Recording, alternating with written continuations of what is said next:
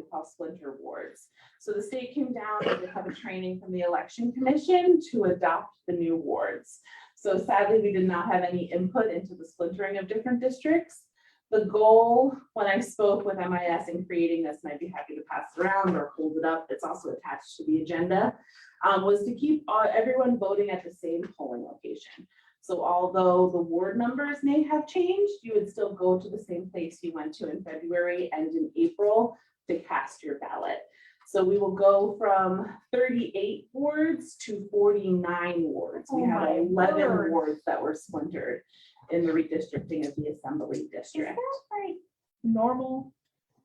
I do not have that answer. So sorry, I was not here for the last one. I believe when we did and the ad hoc committee did our redistricting, they only increased by 2 wards. So it is quite a lot to go from our redistricting of only including 2 extra wards to having now 49 wards. So it is quite different. We were, I think the state told us on the April 29th is when we were trained on what we had to do, and it has to be adopted through council before May 25th. So that only leaves us with the May 17th common council agenda to pass them through. So we don't have any options, like what would happen? Oh, sorry, but let me just. Okay, so there are 2 options that were presented to the election commission. For the most part, the redistricting of the wards is what it is, and we're kind of stuck into that hole. We are able to essentially renumber wards. So you give each ward its own number, or you can number them in a sequence of Ward 14, but since it was split, it'd be 14 and 14A. So you are allowed alphanumeric numbers when the state assembly does their redistricting, or to use whole numbers. So when creating this approach, we took the approach of using whole numbers. It makes it a little bit more clear and transparent, I believe, for voters. When you go to the polling place and your neighbor might get 14A, right? That may seem a little weird, but if you can say these are the lines the districts have changed, it does allow you to be a little bit more clear and concise with that. So we took the approach of renumbering all of the wards. Now, not all have changed, but there are quite a few. But leaving them in whole numbers, as well as attempting to keep voters at the same voting location was our approach when creating it. Okay, any questions? I mean, I guess my question is like, what happens if it doesn't pass through council? But I mean, like, This question was asked at the Wisconsin Election Commission training, and the answer was it will need to pass through council. So I'm unsure of what would happen if it does not pass through council. But I was asked to present it, and it does need to go before the council and be passed with completion by May 25th. Districts are all. Thank you. The districts are all the same. Correct. Thank you, Scott. And Scott created the Yeah, ordinance. the ordinance which I sent out. Yeah, everybody I saw on that. Friday. yeah. Okay, 1 through 5 stayed the same, by the way, so change in just on that, 6 through 10 all changed, 4 through 15 all changed. okay. Any questions? Comments? Okay, then a motion would be in order at this time. Moved by Alder Tate, second. Seconded by Alder West. Any further discussion? Seeing none, all in favor, please signify by saying aye. Aye. Any opposed? Motion carries.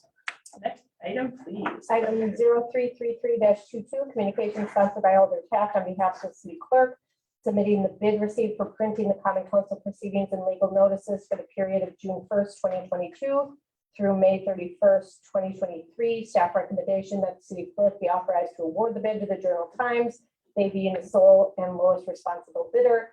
Fiscal note prices have increased for published advertisements from 63 cents per line for the first insertion to 86 cents per line, from 62 cents per line for each subsequent insertion to 68 cents per line for each subsequent insertion. FB of $1, 3 copies of each session, the common council $16.50 per page to $17.50 per page, and bound books from $71 per book to $73 per book. Clerk Coolidge is here to speak on the item. You proceed. So dictated by state statute, every year the municipality has to go out and request bids for your official newspaper. So this is the official newspaper that would count for things like public hearing, posting our minutes, anything that needs to officially be published through the newspaper would have to be used through this particular newspaper. You can obviously include other forms of advertising, but the process is dictated by state statute. The only bid we received was from the Journal Times. Okay. Director Fisher, do you know how much the price increases will lead like to increased costs overall? Clerk Coolidge has plenty of budget in her elections budget for this, but I haven't calculated overall though. I'm just curious. Okay. Thanks. Any questions for Clerk Coolidge? Seeing none, a motion would be in order at this time. Moved by Alder West, seconded by Alder Chafer, second. Any further discussion? Seeing none, all in favor, please signify by saying aye. Aye. Any opposed? Motion carries. Thank you, Clerk Coolidge. Next item, please, Director Fisher. Item 0276-22, communication sponsored by Alder Taft on behalf of the Chief Information Officer requesting permission to award a sole source 3-year contract 2022052 to Azteca Systems LLC to purchase CityWorks. Staff recommendation that the mayor and city clerk be authorized to execute and sign a contract with Azteca Systems LLC to purchase CityWorks. Fiscal note, this is a 3-year contract with a total cost of $321,299.05. Funds are available in account 70113545500 for fiscal year 22, and costs for subsequent years will be appropriated during the annual budget process. CIO Edwards is here to speak on the item. Please proceed. Thank you, Director Fisher and Alder Taft, and good evening to everyone.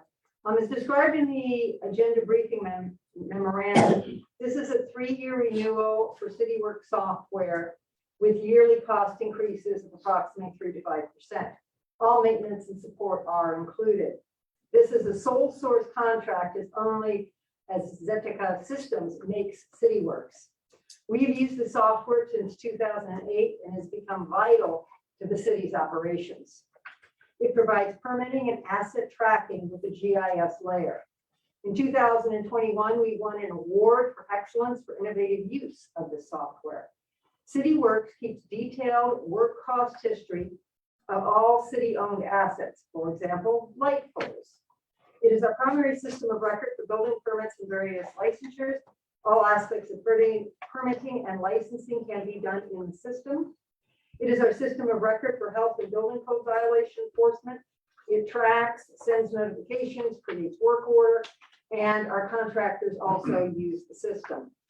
Rents program is now using CityWorks for its processing, and we are planning implementation of its public access portal, which will allow citizens to start the application process online.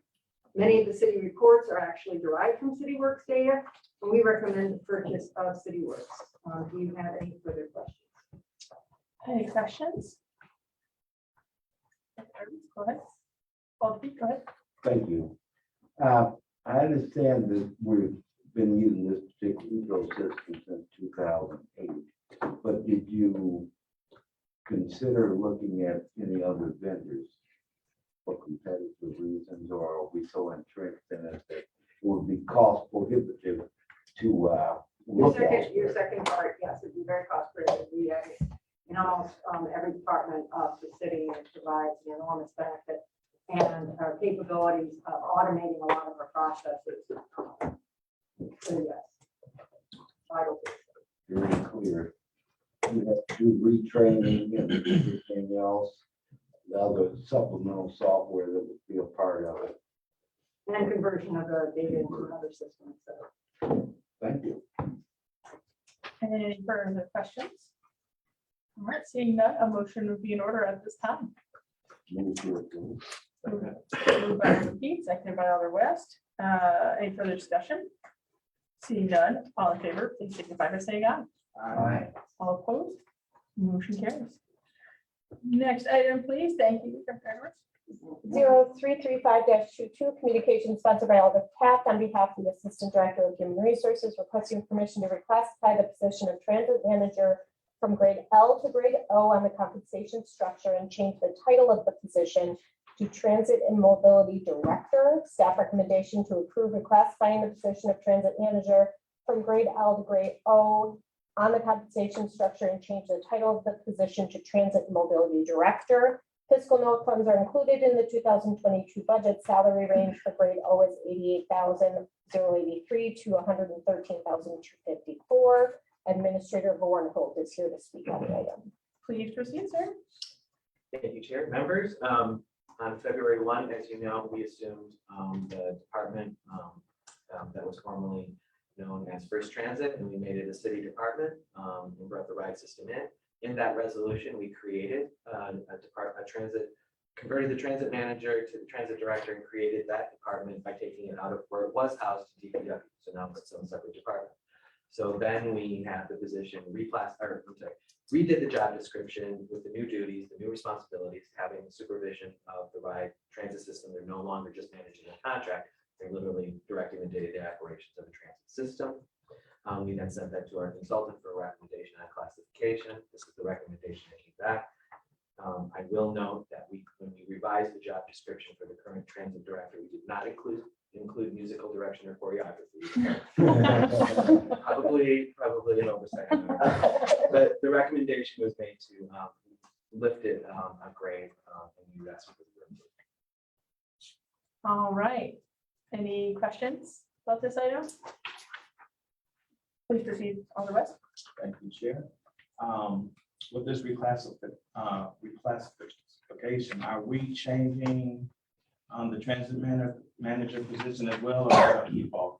No, so the transit manager was renamed to a transit, and now we're asking to even rename it further to reflect the department's mission, which is beyond just the ride system, but we want it to be into mobility, bikes and e-scooters and hopefully KRM and, so we've broadened the title, we've broadened the duties of transit and mobility. That's why we're renaming it this. That wasn't done in the resolution, but in the resolution, we created a transit director to replace the transit manager. Based on Right, responsibility. so it's not an additional position. Okay, thank you. All right. Any other questions? Please proceed. Alder. Yes, thank you, Madam Chair. And just for clarification, with the new position, the duties have been expanded, or it's more of an administrative position now than the operation side as well as the tactical strategic side. Right, so it's now created to be on par with any all your other administrative managers, right, overseeing their departments and the supervisors and their staff. Very clear, thank you. All right. Go ahead. So we're assuming that the person that's the transit manager now is going to transfer to this other position, or is this something that's going to be Correct. That is correct. Right, that was already done in the resolution. Good, okay. So I need to know. Thank you. All right. All right. Any further questions? Seeing none, a motion would be in order. Oh, go ahead, Alder. No, Alder, go ahead. Are we gonna get a demonstration of like the electric shuffle? I'm gonna say no, just because there's a Bucks game. So, yeah, we're in the interest of time, not the interest of, not the lack of skills of our august manager. We did not revise the job description. We reflect that created. So a motion would be in order at this time, I believe. Move to approve. Second. Moved by Alder Feet, seconded by Alder West. Any further questions, discussion? Seeing none, all in favor, please signify by saying aye. Aye. Any opposed? Motion carries. Congratulations, Director of Transit and Mobility. I think the director should be in front there. Maybe I should have mentioned that before. Whatever, I don't, okay, anyway, that's just semantics, grammar. So please take us to our next item. Item 0336-22, communication sponsored by Alder Taft on behalf of the transit manager requesting permission to apply for funding through the Wisconsin Department of Transportation's fiscal year 22 surface transportation program for replacement of ride Racine paratransit vehicles. Staff recommendation that the transit manager be granted permission to apply for funding through the Wisconsin Department of Transportation program for replacement of paratransit vehicles.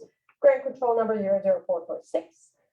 Fiscal note, the total cost of vehicle replacement for the project is $310,000, with grant being $248,378. There's an 80-20 split, 20% local match of $62,094. It's available in their capital plan under account number 45010596600. Transit manager Young is here to speak on the item. Please proceed. Transit and mobility Well, Soon Not to be yet. future. Not yet. Not yet. Future, not yet. Thank you, Madam Chair, Director Fisher, committee.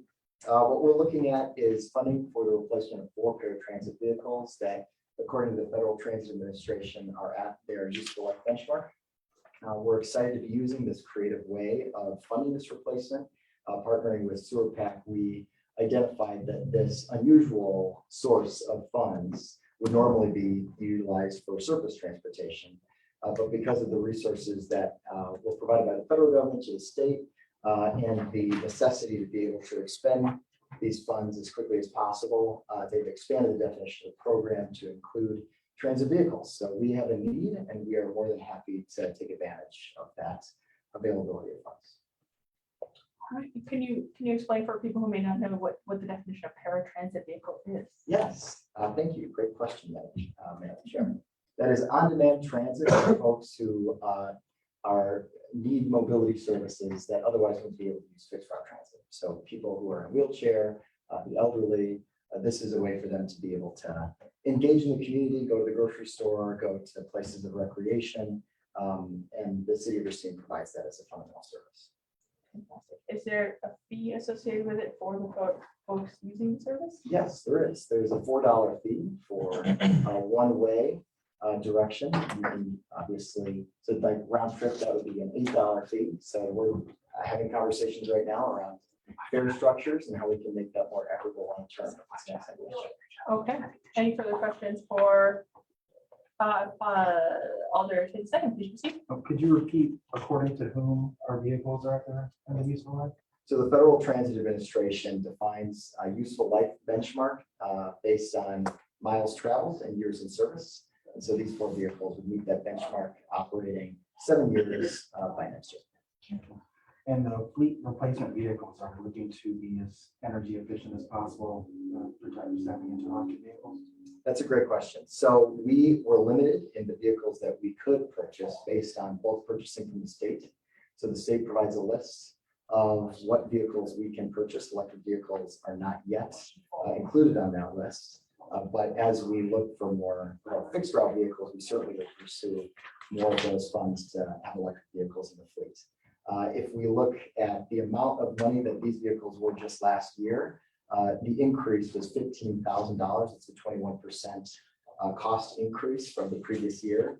So we really don't want to wait on this replacement. We want to make sure that with the lower dollar value, you can get that this price is only going up. Any further questions? Seeing none, a motion would be in order at this time. Second. Moved by Alder West, seconded by Alder Peach. Any further discussion on the item? Seeing none, all in favor, please signify by saying aye. Aye. Any opposed? Motion carries. Thank you, sir. Next item, please. Item number 0334-22, communication sponsored by Alder Taft on behalf of the fire chief, requesting a waive formal bidding to acquire a new Ford Fortin medical response unit from Foster Coach of Sterling, Illinois, to replace mechanically failed rescue squad that is now out of service. Staff recommendation that the purchasing agent be directed to waive formal bidding and negotiate with Foster Coach for the acquisition of a new medical response unit, with funding coming from the 2021 CIP carryover funds. Fiscal note total spend is anticipated at $285,000, with funding available in account 450-3057-310. Chief Hansen's here to speak on the item. Proceed, sir. Mayor Mason, Madam Staff, members of the Finance Committee. Thank you for the opportunity to talk about this ambulance replacement. Earlier this year, this vehicle, the one that is currently in use, has failed. The vehicle is 13 years old. It's 3 years past its normal life expectancy of 10 years. And we got estimates to repair the motor. There's a coolant leak on the right side of the motor that we cannot get at. And in order to repair it, we have to take the motor completely out of the vehicle, which is expensive. Given that this vehicle is 13 years old and it was due up for replacement next year anyway, and we need to get this vehicle moving because it's one of our ambulances. Our request is to move that up to this year using the carryover funds that have been identified by Director Fisher. For many years, we've used Foster Coach. What that has allowed us to do is standardize our inventory of spare parts.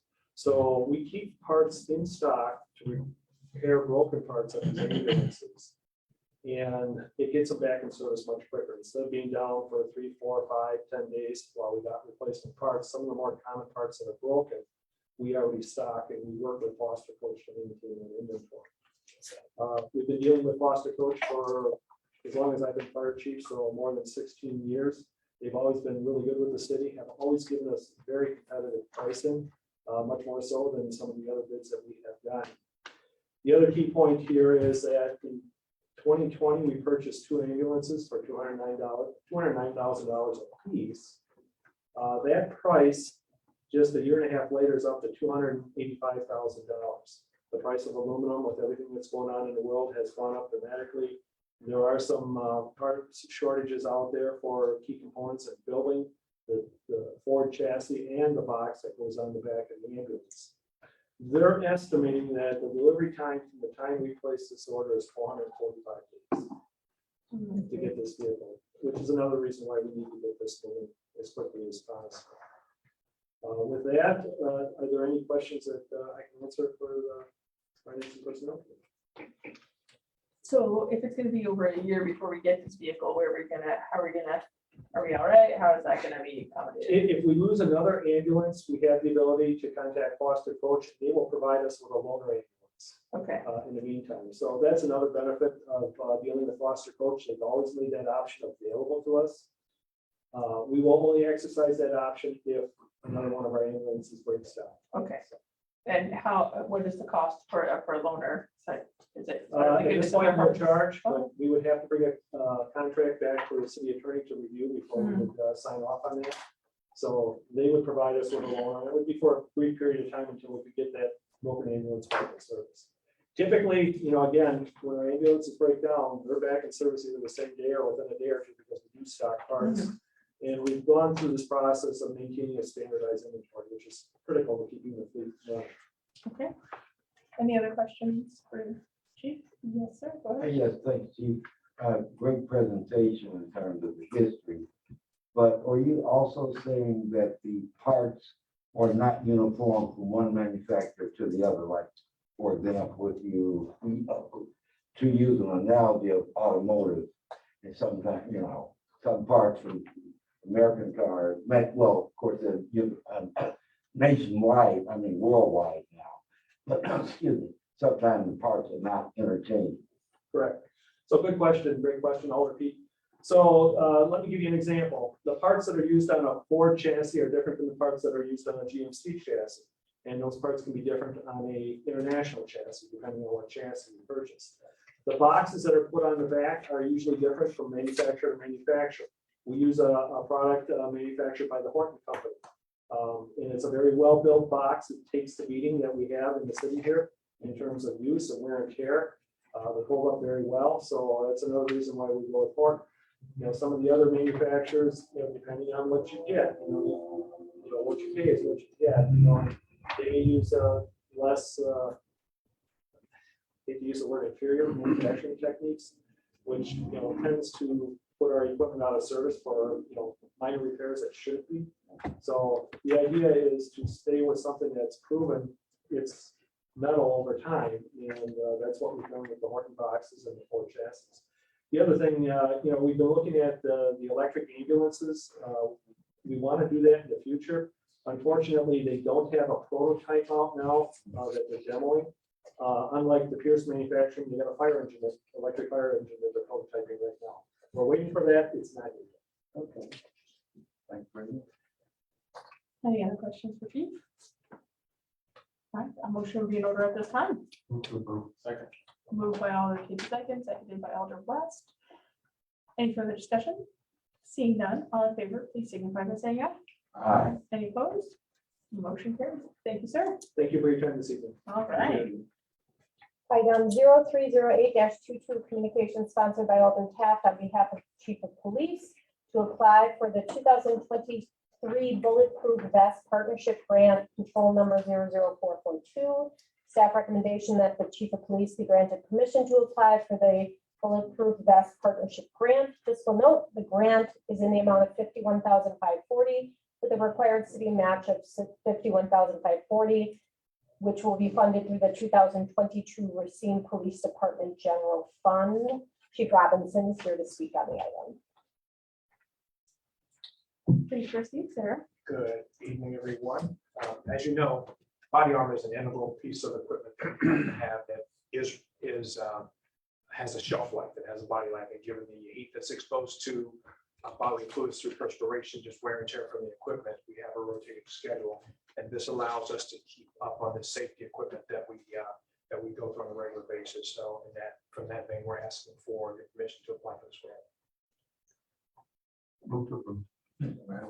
Okay, moved by Alder Tate the second, seconded by Alder West. Any further discussion? Seeing none, all in favor, please signify by saying aye. Aye. Any opposed? Motion carries. Thank you, sir. And next item, please, Director Fisher. Item number 0337-22, communication sponsored by Alder Taft on behalf of the Chief of Police requesting permission to accept the Wisconsin ARPA grant number 00436. Staff recommendation that the Chief of Police be granted permission to accept the Wisconsin ARPA grant. Fiscal note, grant amount is $295,850.47. No city match is required. Chief Robinson. I would like to make one clarification. My understanding is that this is a reimbursement grant. So we just want to note that, but other than that, we've not identified some hardcore specifics to use it for yet, but the intent will be to take advantage of technology that we can to act as a force multiplier, given that we are still trying to increase our manpower, but there's some things that technology can give us that allow us to work 24/7. So we'll be judicious in how we go about that process. Okay, any questions for the chief? Oh, Alder Tate the second.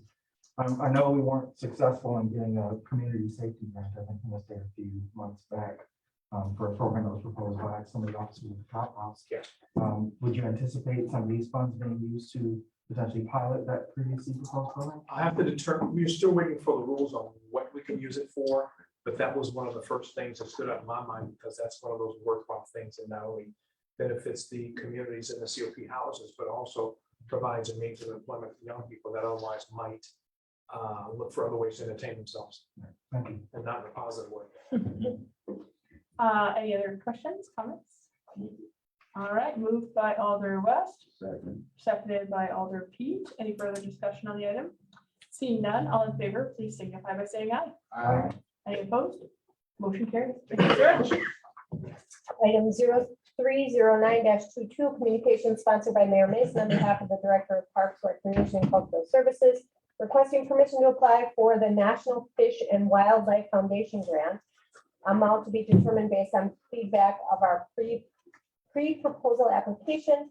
Typical grant awards are between $100,000 and $300,000. Grant control number 00443. Staff recommendation that the Finance and Personnel Committee authorize the Director of Park and Recreation to apply for the grant. Fiscal note, grant total of $100,000 to $300,000 in city match based on feedback of our pre-proposal application. Reserve funding available in 2022 CIP if needed. Director Moldex here to speak on the item. So thank you. The Parks and Recreation Department is definitely looking for some money to help restore the lakefront area. And this particular grant will be centered around North Beach and Zoo Beach to help with the concept drawings and things that get ready for us to review those concept drawings before it goes out for bid. It is in a pre-proposal application status right now. That deadline is in May, so we're looking for approval to do this pre-proposal application. Once that is approved at that stage, if it is, then we can actually complete the application and determine what dollar amount, which can go up to $300,000, we'll determine at that time. So I'm looking for an approval to. Just to clarify, so there's two items about this, one for North and Zoo Beach and one for Pershing Park. I think we're on the Pershing Park item, but No, no, you're on the. we're on the North Beach item. Oh, Zoo Beach That item? one's Okay. first. I guess I have an old agenda or something got me. Really? Okay, cool. No, that's fine. I was just confused. No, I don't agree with Paul.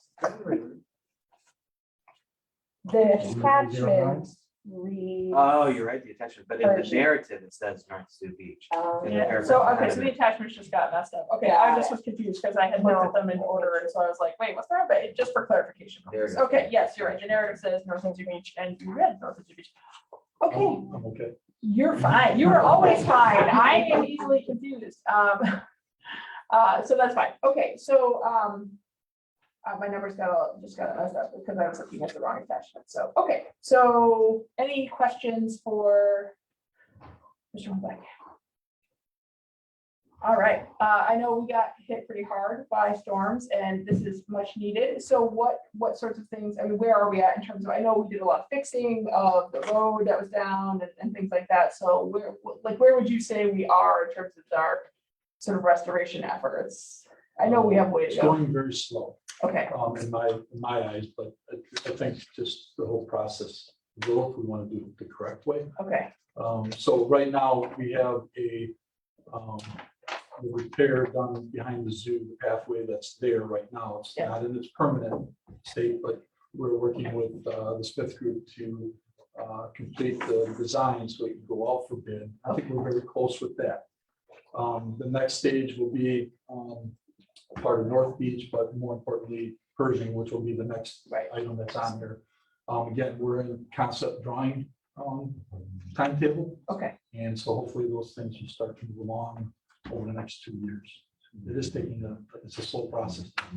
right. No, I appreciate that. All right, any other questions? All right, seeing that, a motion will be in order at this time. Second. Moved by Alder West, seconded by Alder Pete. Any further discussion on the item? Seeing none. All in favor, please signify by saying aye. Aye. Any opposed? Motion carries. All right, next item, please, Director Fisher. Item 0310-22, communication sponsored by Mayor Mason on behalf of the Director of Park Recreation and Cultural Services requesting permission to apply for the federal U.S. Fish and Wildlife Services Coastal Program for the City of Racine Pershing Park Ecological Restoration Grant in the amount of $150,000, grant control number 00444. Staff recommendation that the Director of Park and Recreation be allowed to apply for the grant. Fiscal note, grant total of $150,000 with no city match required, reserve funding available in 2022 CIP if needed. All right, please proceed. So thank you. In the briefing memo, it'll state that there's a phase 1 and a phase 2. We have applied for 2 grants already for this phase 1 and 2. One is still in the process of being awarded. The other one we were denied. This one that we're applying for right now will take over that one that was denied. So we're looking for approval to apply for this. This will be, again, for basically concept drawings and getting the designs ready for bid process. This deadline for this grant is not until June 30, so we probably won't know for a little bit, probably in the summer.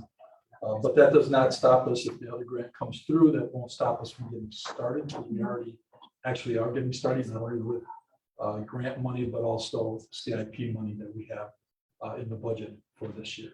So we're looking for approval to apply. Any questions? Did they provide details for the denial? And do we anticipate that happening on the second time around?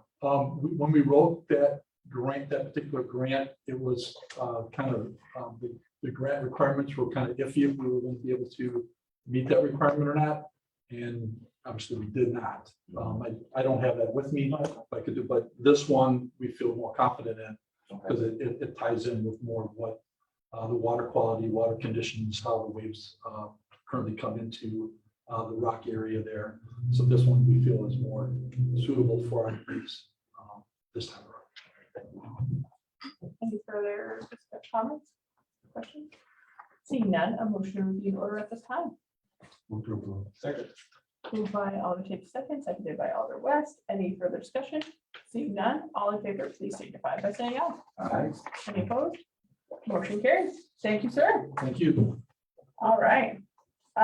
Next item, please, Director Fisher. Item number 0279-22, communication sponsored by Alder Taft on behalf of the Finance Director requesting authorization to carry forward various budget items from 2021 to 2022. Staff recommendation that the resolution authorizing 2021 to 2022 budget carryovers be approved. Fiscal note, these are budget carryovers for commitments that were existing, encumbered, and funded in prior years, as well as projects that have spending periods over 1 year in length. There is existing funding in place for this action. Director Fisher's here to speak on the Excellent. item. Please proceed. So attached to the agenda item is both an ABM that a little bit better clarifies what carry forwards are. This is standard protocol for actually any municipal government, but most certainly for the city of Racine.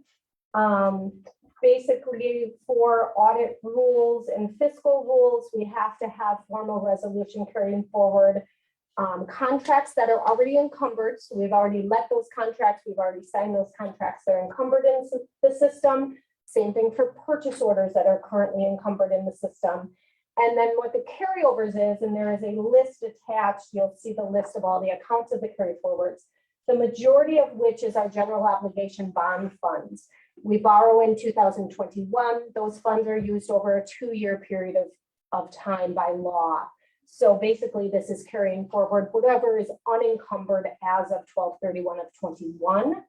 222 to be spent in 22 and maybe a little bit in the early part of 23, but mostly in 22.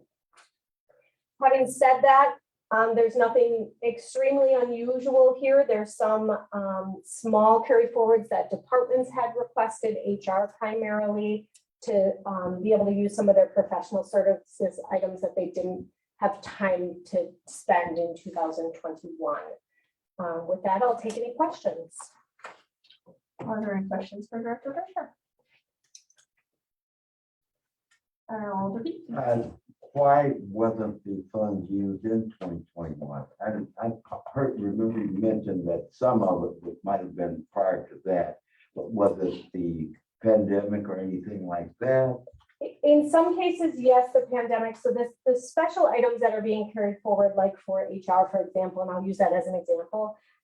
So obviously they're short on staffing. They didn't have a director in place for the full year. There were a lot of other things that they were working on, and they just didn't get around to using some of their professional services. However, they are anxious to use them in 2022 for some different trainings throughout the city that really were supposed to happen in 21. In terms of the large dollar amounts, again, of carryovers, there's a lot of different reasons why we don't spend it all in 2021. Generally, as a city, and you'll see it come through, we don't even borrow our money until about mid-year, even into the fourth quarter sometimes.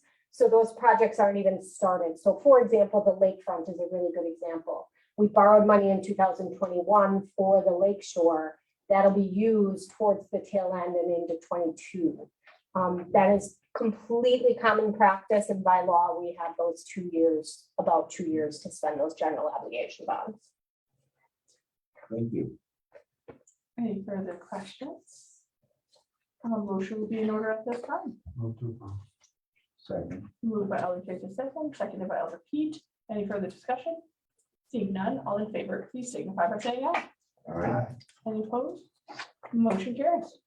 Item number 0278-22, communication sponsored by Alder Taft on behalf of the finance director, submitting the presentation of the fourth quarter 2021 fiscal results in the December 2021 investment schedule. Staff recommendation is to receive and file. Fiscal note is NA. Attached to your agenda is a document that I bring forward to the finance committee to go over quarterly results for the city's largest operating funds, mostly the general fund in this particular case. I put this on the agenda for tonight because there were less items on the agenda at that time. So I'm going to go relatively quickly because we do have a lot of people in the audience. But I will start with the general fund operating results. I will just preface this by saying these are unaudited, but pretty solid. It's pretty unusual that the auditors make any adjustments. So the general fund in general, the first 2 pages of your document that look sort of like this are the general fund expenditures. So in the general fund in total, we spent about $81 million in the general fund compared to a budget of about $84 million.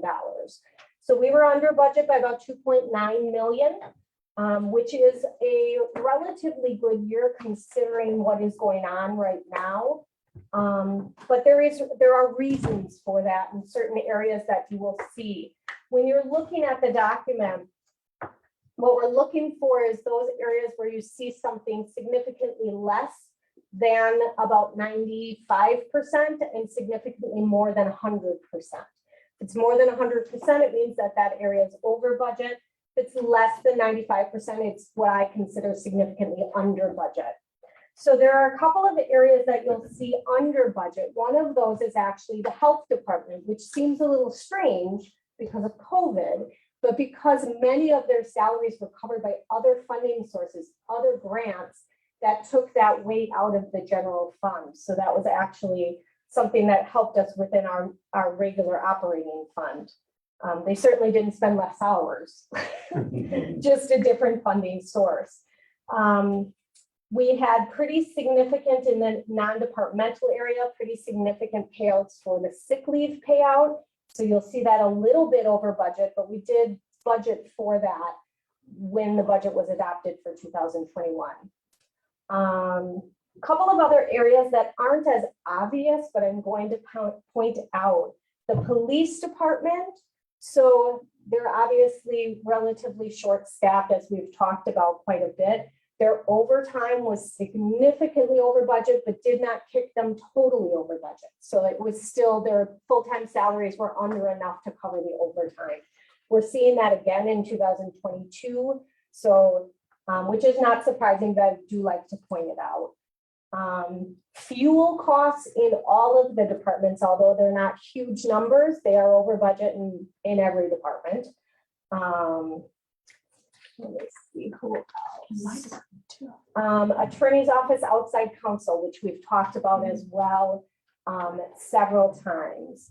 So really, other than that, those are kind of the areas in the general fund on the expenditure side, but overall, again, under budget and expenditures for 2021. If you move on to page 3, we look at the revenue side of the equation. And these are all of our revenue categories for the general fund. The largest two pieces are property taxes and intergovernmental revenues.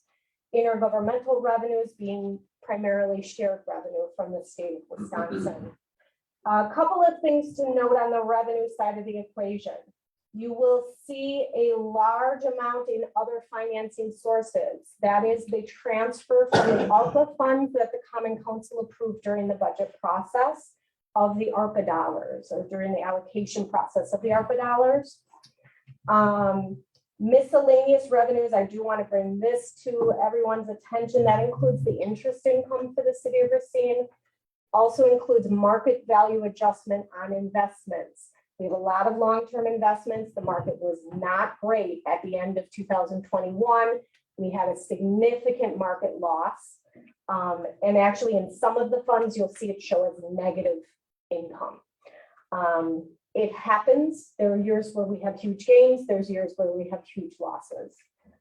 We do obviously watch it every month, but generally overall, we're definitely in a more positive position having those investments long-term.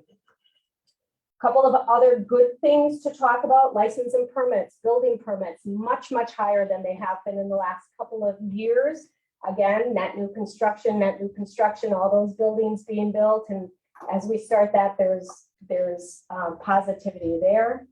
And charges for services, a lot of revenue associated with ambulance billing, or at least more than what we had anticipated. So revenues in general, actually, if you kind of take out that ARPA transfer of 8 million, revenues were actually a little bit shy of expected, but still positive results there. Great. That is an excellent summary. Quickly, I do want to talk about healthcare just quickly. So our second largest fund is healthcare. So I do want to always talk a little bit about healthcare on page 4 of your document. So in the healthcare fund, we have costs for 2021 of about 15.9 million, and we have revenues of about 19.9 million. So we had positive results of about 4 million in that fund. I am going to preface by saying the majority of that was in the health claims area. Based on what I'm seeing in 2022, we are of the belief that that was due to COVID. and delayed use of healthcare. Our health claims right now are up 40% from last year at the same time.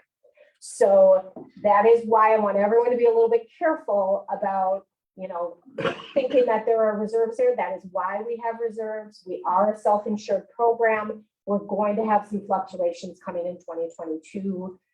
As I said, I just looked at March. We are 40% higher through March than we were at the same time last year. So that is the healthcare fund. And then there is an investment analysis at the back that I always do bring forward. Again, we have investments in many different areas right now. We have 18 long-term investments where you see that mark to market. A lot of certificates of deposits for many different agencies, trying to get that blended interest rate.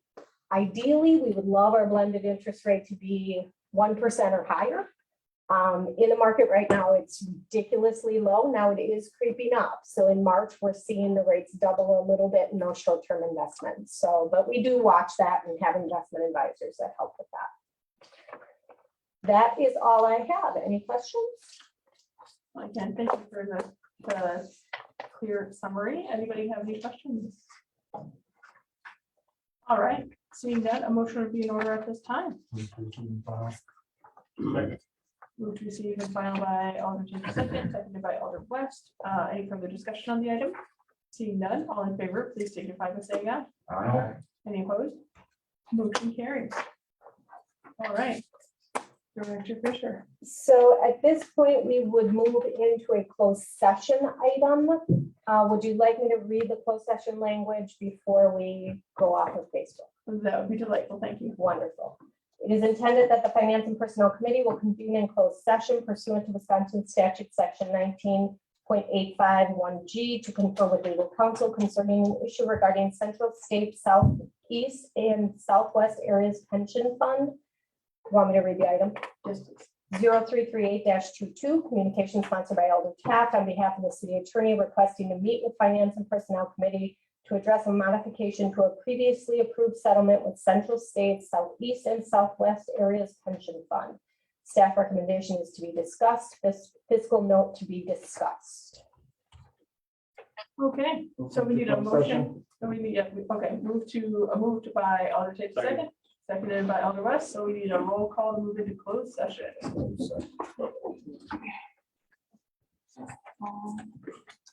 Alder Taft, Yes. Alder West, Yes. Alder P, Yes. Alder Horton, not present. Alder Tate second. Aye. That completes roll call to go into closed session. Just give me one moment.